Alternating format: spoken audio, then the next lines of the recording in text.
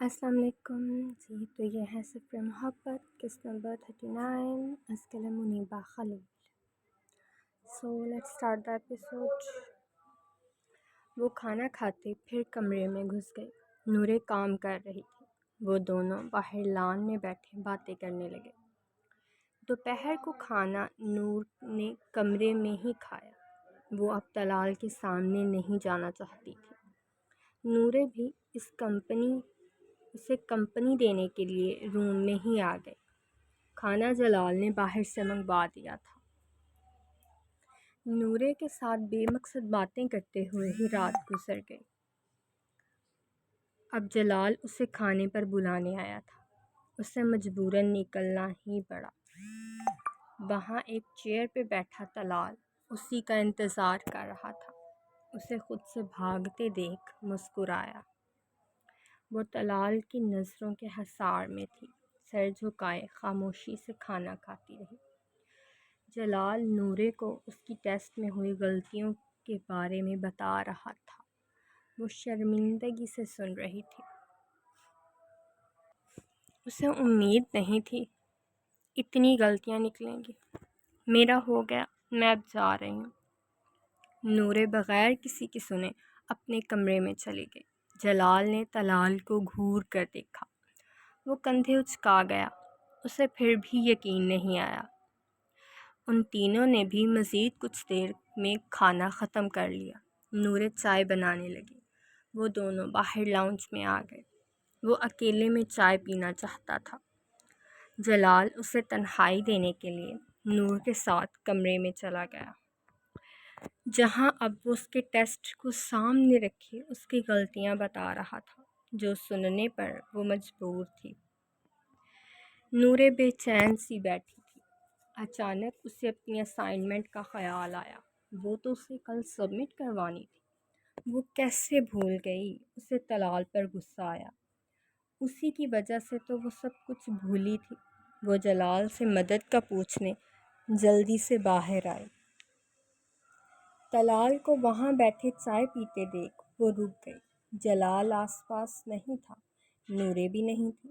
مطلب وہ دونوں اپنے کمرے میں جا چکے تھے. وہ اب ان دونوں کو ڈسٹرب بھی نہیں کرنا چاہتی تھی. طلال کے ہاتھوں سے وہ شرمندہ بھی نہیں ہونا تھا. یہ عجیب مسئلہ تھا. طلال نور کو دیکھ چکا تھا. وہ اپنے وعدے سے مکر نہیں سکتا تھا. وہ نورے کے کمرے کو نہیں دیکھے گا. نورے کشمکش میں مبتلا تھی. وہ اس سے بھی مدد مانگ سکتی تھی. انا آڑے آ رہی تھی. وہ انا کو مٹی میں جھونک کر طلال کی طرف قدم بڑھانے لگی. طلال مسکرایا. میری اسائنمنٹ نہیں بنی، کیا آپ میری مدد کر دیں گے؟ طلال نے اس کے جھکے سر کو دیکھا، پھر اچانک سے صوفے سے اٹھا. وہ ڈرتے پیچھے ہوئی. اگر مدد چاہیے تو میرے روم میں آ جانا. تمہارے کمرے میں جانے سے مجھے جلال نے منع کیا ہے. لاؤنج میں مزید بیٹھنے کا میرا موڈ نہیں. وہ کچن میں رکھتے اپنے کمرے میں چلا گیا. اس نے دروازہ بند نہیں کیا تھا. وہ یقیناً اسی کے لیے کھلا چھوڑا گیا تھا. وہ دھپ سے صوفے پہ بیٹھی.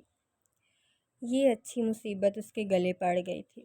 اسائنمنٹ بھی ضروری تھی. اس کے پاس جانے سے بھی جان جاتی تھی.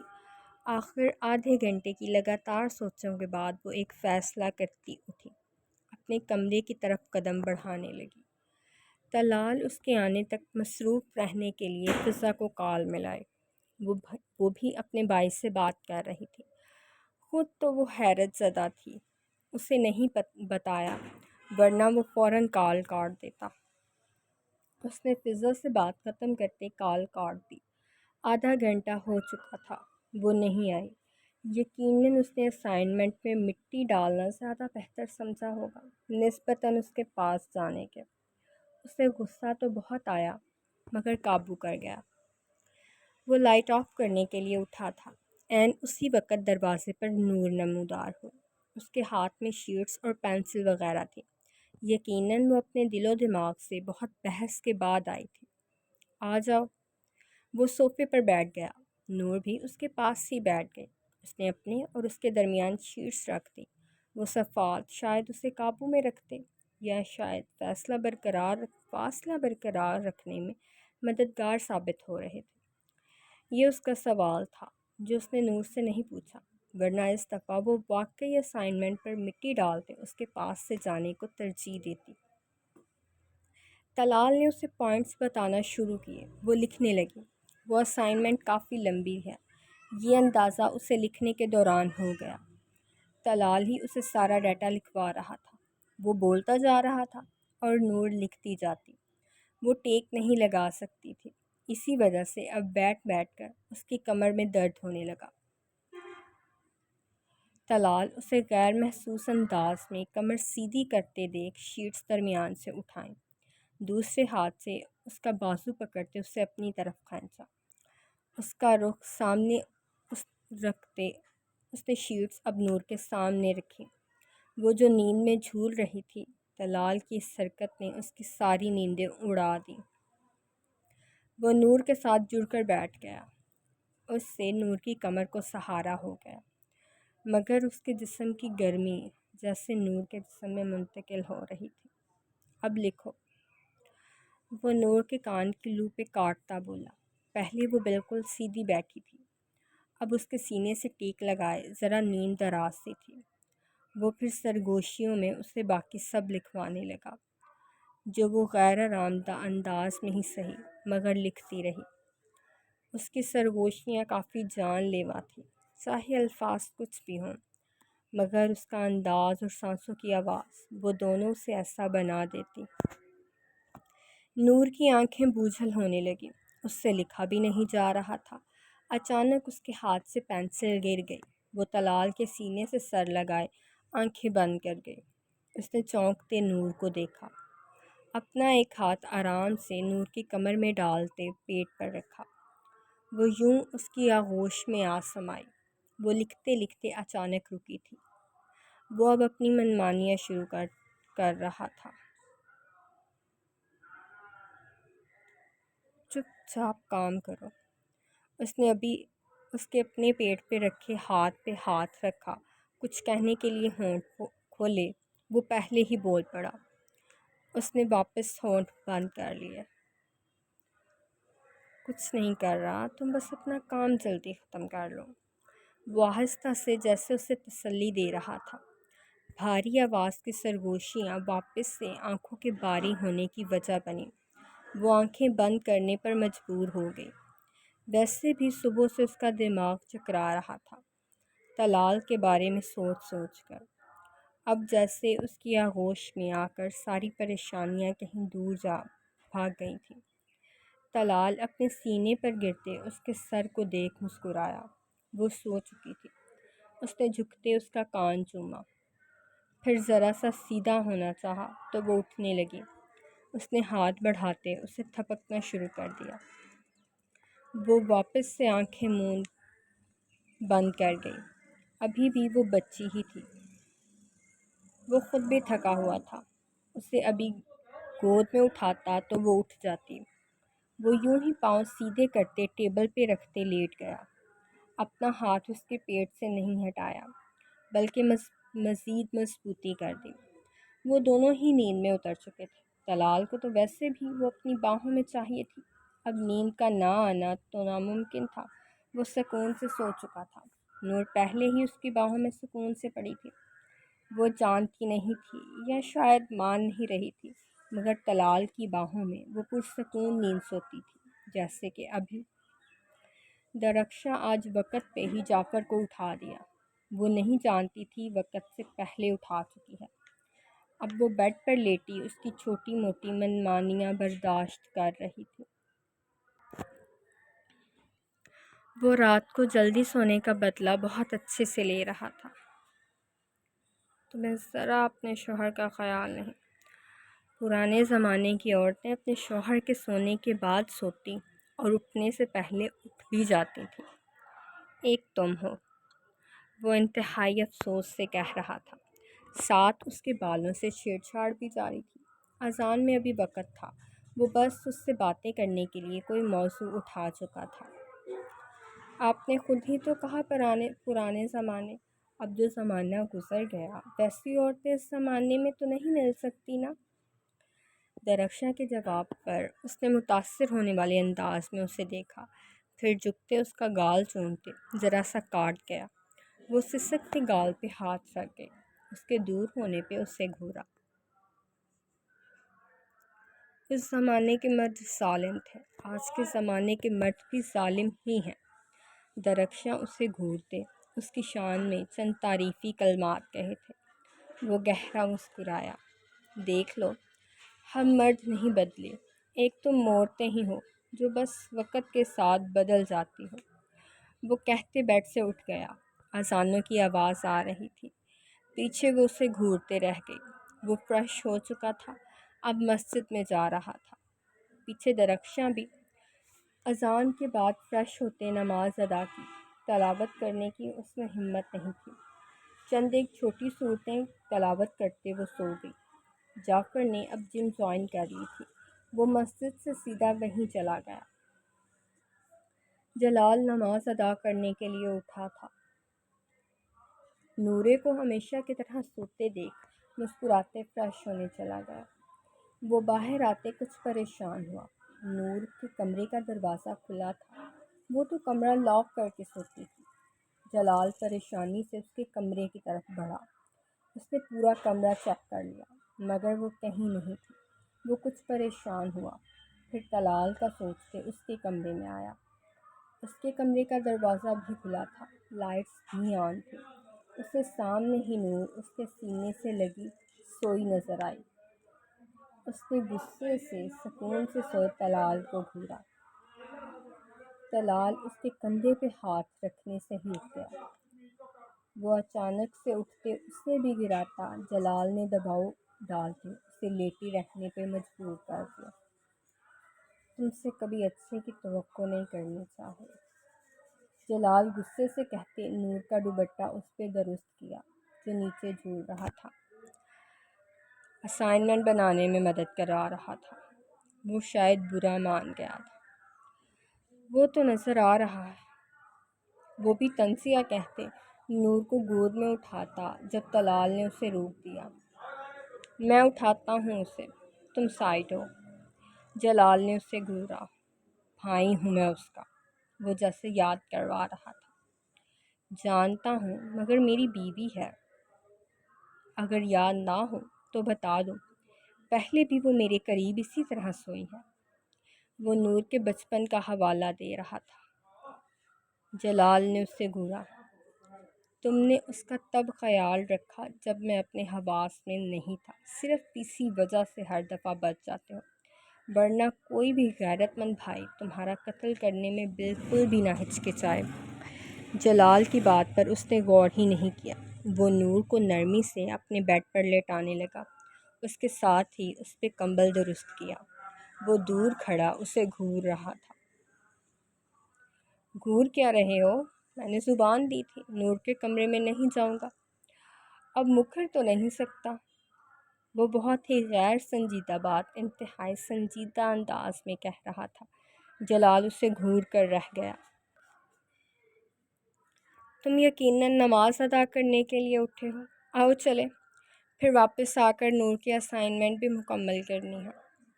طلال بھی نماز کا پابند تھا۔ وہ دونوں فریش ہوتے 5 منٹ میں باہر نکل آیا۔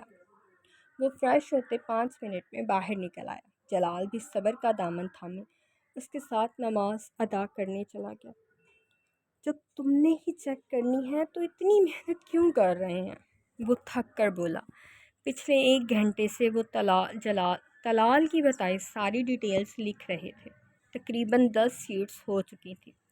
طلال خود بھی لکھ رہا تھا۔ نور کی سپیڈ آہستہ تھی، وہ زیادہ نہیں لکھ سکی تھی، یا شاید طلال کی قربت اسے کچھ لکھنے ہی نہیں دے رہی تھی۔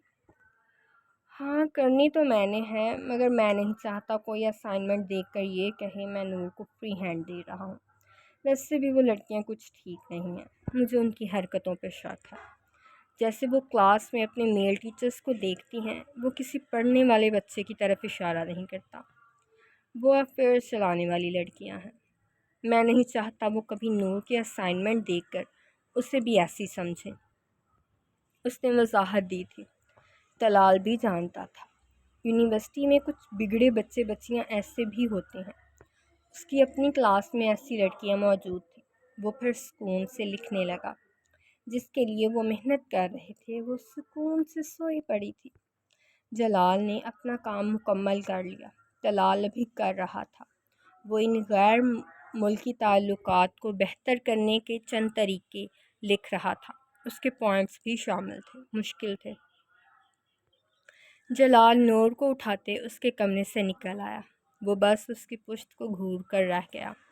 نور کو اس کے کمرے میں لٹاتے وہ کچن میں آیا۔ نورے پہلے ہی وہاں تھی۔ اس کے ہاتھ کی بنی چائے پیتے وہ اس کے ساتھ ملتے ہی کھانا بنانے لگا۔ طلال کو بھی چائے دے آیا تھا، جسے واقعی اس کی طلب ہو رہی تھی۔ نورے نے شکر کیا اب وہ ٹیسٹ کی بات نہیں کر رہا، ورنہ وہ تو کل کے بہت شرمندہ تھی۔ جعفر پلیز نا، وہ اپنی تیاری میں مگن رہا، ایسے جیسے اس کی بات سنی ہی نہ ہو۔ درخشاں کو آج یونیورسٹی سے چھٹی تھی۔ وہ اس کے ساتھ آفس جانا چاہتی تھی۔ وہ سن ہی نہیں رہا تھا۔ پکا بالکل بھی تنگ نہیں کروں گی، وہ اس کے پاس آتے یقین دہانی کروانے لگے۔ جعفر اس کی معصوم صورت دیکھ پگھل رہا تھا۔ وہ بھی یہ بات جانتی تھی۔ ماما اور بڑی ماما دونوں سے میں پوچھ لوں گی، مگر پلیز۔ وہ جانتی تھی اس کے بابا اور تایا دونوں اس معاملے میں کچھ نہیں کر سکتے۔ اگر جعفر نے ان کے سامنے ساتھ لے جانے سے منع کر دیا تو وہ بالکل بھی نہیں لے جائیں گے، اسی لیے اس کی منت کر رہی تھی۔ اوکے، تیار ہو جاؤ، مگر واپس آ کر ہرجانہ دینے کے لیے تیار رہنا۔ وہ نرمی سے اس کے ہونٹوں پہ انگوٹھا رگڑتے بولا۔ اس کے آنکھیں میچ لینے پہ مسکراتے اس کا ماتھا چومتے دور ہوا۔ جلدی سے تیار ہو کر نیچے آؤ، میں انتظار کر رہا ہوں۔ وہ اپنی پرفیوم اس پہ اسپرے کرتے اپنا بیگ اٹھاتے نیچے چلا گیا۔ پیچھے اس نے دل پہ ہاتھ رکھتے کپڑے نکالے۔ وہ اس کے ساتھ جانے کے لیے اچھے سے تیار ہوئی تھی۔ اسے ویسے بھی بن سنور کے رہنے کا شوق تھا، پھر اب تو شوق پورا کرنے کا وقت تھا۔ نیچے سب کو اپنا جعفر کے ساتھ جانے کا پروگرام اس نے ہی بتایا تھا۔ وہ سب بھی جعفر کے مان جانے پہ کچھ نہیں کہہ سکتے تھے۔ وہ دونوں کھانا کھانے کے بعد ایک ساتھ گھر سے نکلے۔ ریحانہ نے بیٹی کی خوشیوں کے لیے دعا کی تھی، جو چہچہاتی اچھی لگتی تھی۔ اس کی خاموشی سے تو گھر ویرانہ سا لگنے لگتا۔ وہ سانگ سننے کے ساتھ سفر انجوائے کر رہی تھی۔ جعفر اس کے خوش ہونے پہ خوش تھا۔ کھلے بال اس کے چہرے کے گرد پھیلے ہوئے تھے۔ وہ پہلے بھی بہت پیاری تھی، مگر اب تو جیسے اس کے چہرے پر ہر وقت رنگ کھلے رہتے تھے۔ جعفر کی قربت نے اس کو رنگوں میں رنگ دیا تھا۔ وہ تو آفس جانے کے لیے بہت پرجوش تھی۔ آفس کا منظر بالکل ویسا ہی تھا جیسے اس نے سوچا تھا۔ ویل فرنشڈ اور ویل مینرڈ لوگ، سب لوگ اس سے مل کر خوش تھے۔ وہ پہلے بھی مل چکے تھے۔ دوبارہ اسے سامنے دیکھ انہیں خوشی ہوئی۔ چند منٹ تو اس میل میلاپ میں گزر گئے۔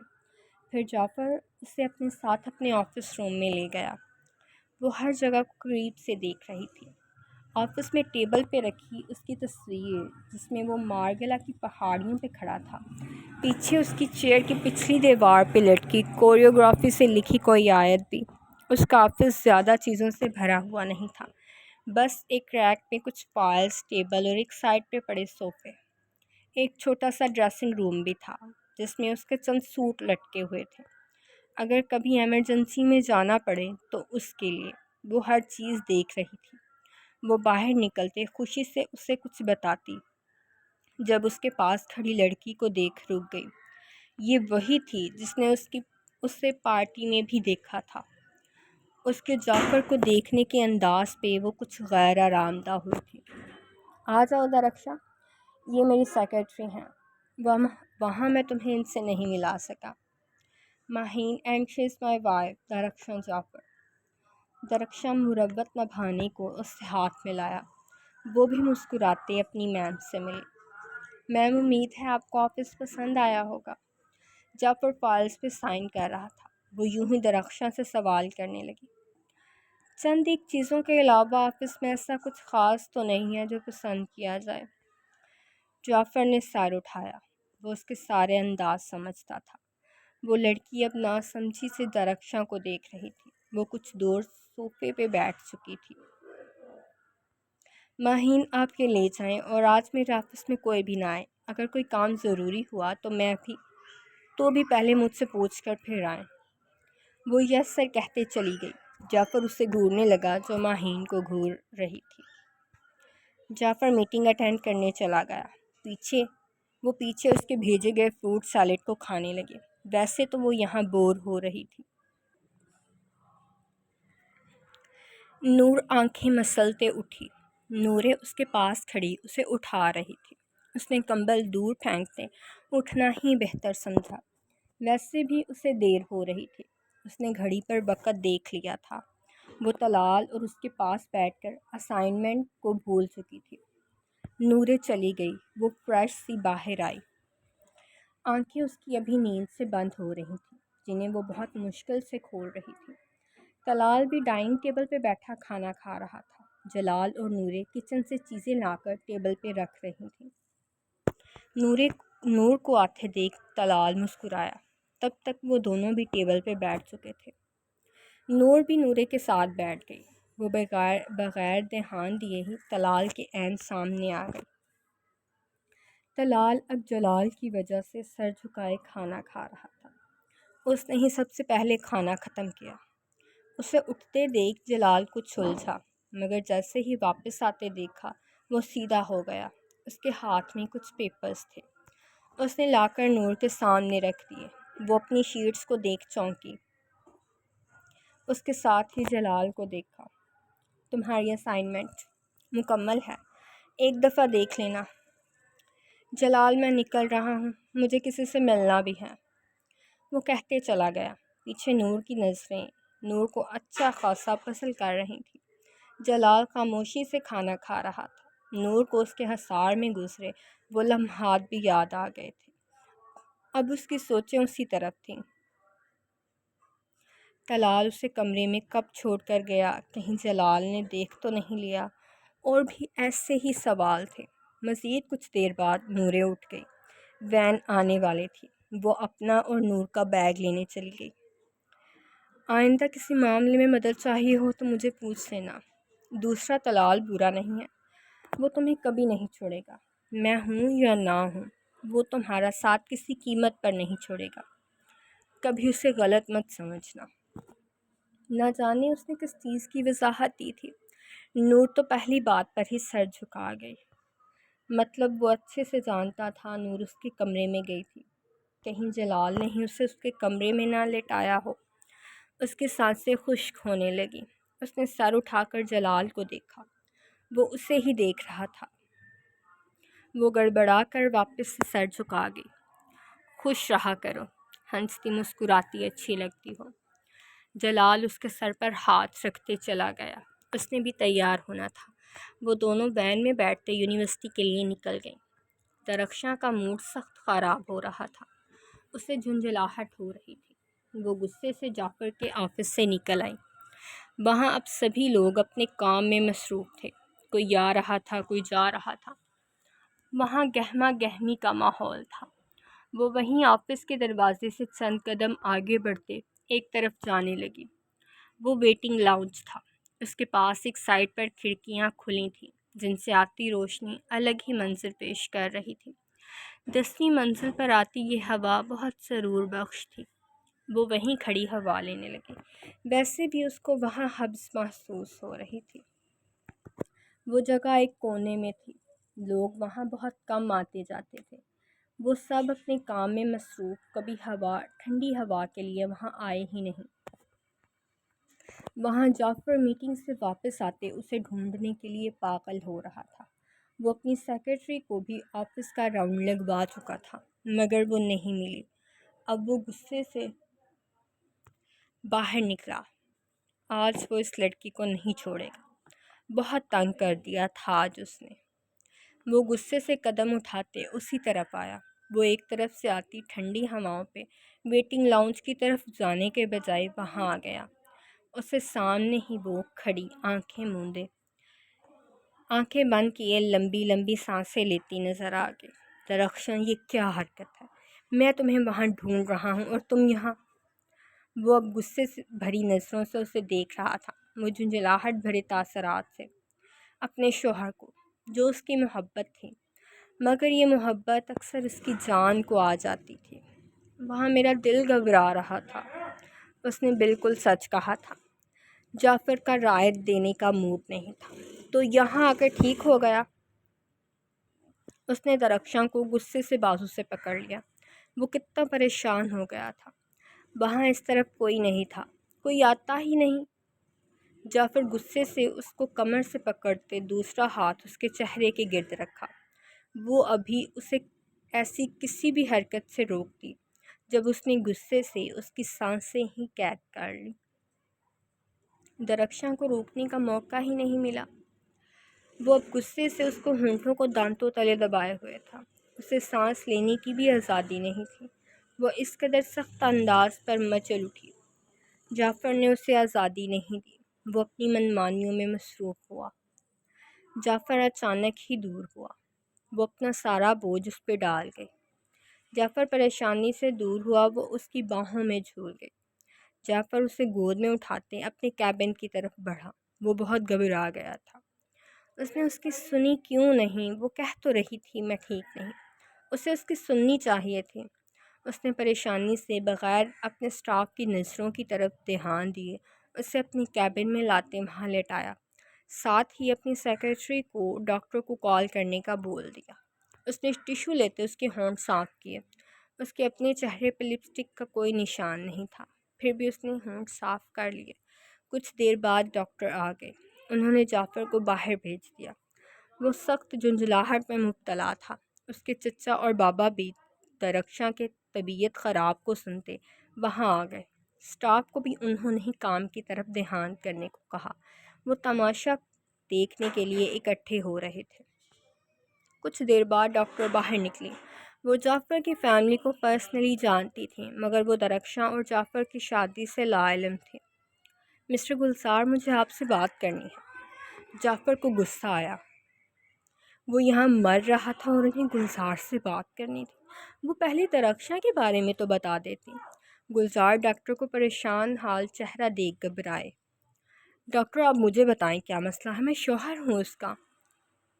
اس نے یقین دہانی کے لیے گلزار کو دیکھا۔ وہ وہاں ہاں میں سر ہلاتے جیسے انہیں مطمئن کر گئے تھے۔ جعفر اب ان کے مسکرانے کو نہیں سمجھا تھا۔ اسے یہ ڈاکٹر دماغی طور پر پاگل ہی لگی۔ وہ بلا وجہ عجیب حرکتیں کر رہی تھی۔ مسٹر جعفر، پریشانی والی کوئی بات نہیں ہے، بلکہ خوشی والی بات ہے، آپ بابا بننے والے ہیں۔ جعفر کو تمہید سے شدید نفرت تھی۔ ابھی بھی ڈاکٹر کی بات بڑھانے پہ اسے غصہ آیا، مگر اصل بات سنتے ہی اس نے بے یقینی سے اپنے بابا کو دیکھا۔ وہ مسکراتے ڈاکٹر کو شکریہ کہہ رہے تھے۔ جعفر کے کندھے پر تھپ رسید کرتے مسکرائے۔ مبارک ہو برخوردار، آخر کو تمہیں بھی کوئی تنگ کرنے والا آ رہا ہے۔ گلزار ڈاکٹر کو ان کی فیس دیتے بھیج چکے تھے۔ درخشاں کو وہ روٹین چیک اپ کے بعد ہی کوئی میڈیسن دیتی۔ جعفر کو انہوں نے اکیلے ہی اندر بھیجا، خود وہ دونوں چلے گئے۔ وہ انہیں اکیلے میں وقت دینا چاہتے تھے۔ جعفر کو مسکراتے دیکھ درخشاں سر جھکا گئی۔ ڈاکٹر نے اسے بھی بے ہوشی کی وجہ بتا دی تھی۔ اب تو جیسے اس کی اصل میں جان نکلی تھی۔ جعفر کے انداز دیکھتے وہ صوفے سے اٹھ کھڑی ہوئی۔ بیٹھی رہو، بلکہ لیٹ جاؤ، زیادہ کھڑا رہنا تمہارے لیے ٹھیک نہیں۔ وہ برہمی سے کہتے اسے گود میں اٹھاتے واپس سے صوفے پہ لیٹا چکا تھا۔ اس کے لیے تو سر اٹھانا مشکل ہو گیا۔ وہ نیچے گھٹنوں کے بل اس کے سر کے پاس بیٹھا، اس کا ماتھا چومتے مسکرایا۔ وہ سانسیں روکے آنکھیں بند کیے اس کے لمس کو محسوس کر رہی تھی، جس میں آج احترام تھا، اس کے لیے محبت، عقیدت کا ہر جذبہ موجود تھا۔ میری زندگی مکمل کرنے کے لیے بے انتہا شکریہ۔ تمہاری میری زندگی میں موجودگی نے مجھے پایا تکمیل تک پہنچایا ہے۔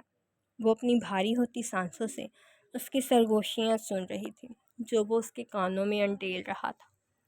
تم آرام کرو، میں یہ تھوڑا سا کام ختم کر لوں، پھر آفس چلتے ہیں۔ آفس میں آج ہاف ڈے ہوگا۔ وہ مسکراتے اس کا ماتھا دوبارہ چومتے وہاں سے اٹھ گیا۔ اس نے اپنی سیکرٹری کو مٹھائیاں ارینج کرنے کا بولا تھا۔ اس کے بابا اور چچا اب پورے آفس میں مٹھائیاں تقسیم کر رہے تھے۔ وہ سب لوگ بھی اپنے باس کی خوشی میں خوش ہو گئے۔ جعفر بھی ان کے ساتھ ہی شامل تھا۔ مزید کچھ دیر میں وہ مٹھائیاں تقسیم کرنے کا عمل ختم کرتے ہاف ڈے کا اعلان کرتے اپنے آفس روم میں آیا۔ درخشاں سو چکی تھی۔ وہ مسکراتے اپنا بیگ پیک کرنے لگا۔ ضروری فائلز اور لیپ ٹاپ وہ چیزیں میں ماہین کو اپنی گاڑی تک پہنچانے کا کہتے وہ درخشاں کے پاس آیا۔ وہ مکمل نیند میں تھی۔ جعفر نے اسے یوں ہی گود میں اٹھا لیا۔ وہ کسمسا کر واپس سو گئی۔ جعفر بہت آرام سے قدم بڑھا رہا تھا، ایسے جیسے بچہ پیٹ سے نکل کر باہر گر جائے گا۔ بابا سب ٹھیک ہے، بس وہ سو گئی تھی، میں نے جگانا مناسب نہیں سمجھا۔ وہ ان کی پریشان صورت دیکھ بولا۔ وہ مسکراتے گلزار کو بلانے چلے گئے جو اپنی فائلز لینے گئے تھے۔ جعفر ان سے پہلے نکل گیا۔ وہ بہت آرام سے گاڑی ڈرائیو کرتے گھر لایا تھا۔ درخشاں سارے رستے بھی نہیں ہلی، بس سکون سے اس کے کندھے پر سر رکھے سوئی رہی۔ یا الہی خیر بیٹا، کیا ہوا درخشاں کو؟ ریحانہ پریشان ہی ہو گئی۔ جعفر انہیں آ کر بتانے کا کہتے درخشاں کو روم میں لے گیا۔ وہ اس کے پیچھے ہی آئیں۔ حمیدہ جو کچن میں سے اس کے لیے پانی لانے گئی تھیں، انہوں نے اس کی گاڑی کا ہارن سن لیا تھا۔ وہ بھی ان کے پیچھے ہی آئیں۔ جعفر کیا ہو گیا بچی کو؟ حمیدہ بھی پریشان ہو گئی۔ جعفر اس پہ کمبل درست کرتے پیچھے ہوا۔ ماما کچھ نہیں ہوا اسے، بس وہ اس سے آگے بولا ہی نہیں گیا۔ پہلی دفعہ اسے شدید شرم سی محسوس ہوئی۔ گلزار اور اجمل بھی آ گئے تھے۔ ان دونوں کو اوپر آتے دیکھ جعفر کو کچھ حوصلہ ہوا۔ اب وہ ہی انہیں بتاتے۔ اجمل آپ ہی بتا دیں، یہ تو کچھ بول ہی نہیں رہا، وہ انتہائی خفگی سے کہتے ان کی طرف منہ موڑ گئیں۔ ریحانہ بھی پریشانی سے شوہر کو دیکھا، جنہوں نے آنکھوں سے ہی تسلی دی۔ خوشی کی خبر ہے، یوں پریشان مت ہوں، دادی بننے والی ہیں آپ، وہ مسکرا کر کہتے ان کو منہ کھولنے پہ مجبور کر گئے۔ انہوں نے پلٹتے جعفر کو دیکھا، وہ کمرے میں بند ہو چکا تھا۔ ریحانہ نے خوشی سے شوہر کو دیکھا۔ ان کی بیٹی ماں بننے والی تھی، جو خود ان کے لیے بھی چھوٹی تھی، اچانک سے اتنی بڑی ہو گئی۔ ان کے لیے تو یقین کرنا مشکل تھا۔ میں شکرانے کے نفل ادا کر کے آتی ہوں، یا اللہ میرے بھی گھر میں بچوں کی کھلکھلاہٹ گونجے گی۔ وہ بہت خوش تھیں، خوشی سے بڑبڑاتے وہاں سے چلی گئی۔ پیچھے ریحانہ نے ہی شوہر اور جیٹھ کو کھانا اور پانی لا کر دیا۔ جعفر اسے باہوں میں بھرتے اس کے سوئے وجود سے باتیں کرنے میں مشغول تھا، جو آج شاید بے ہوشی کی نیند سو رہی تھی، جو اٹھنے کا نام ہی نہیں لے رہی تھی۔ جی تو یہ تھا episode number 39۔ Hope so you are enjoying the novel and hope so you are also enjoying the pregnancy of Daraksha. And stay tuned for the next episode. Take care of yourself. Allah Hafiz.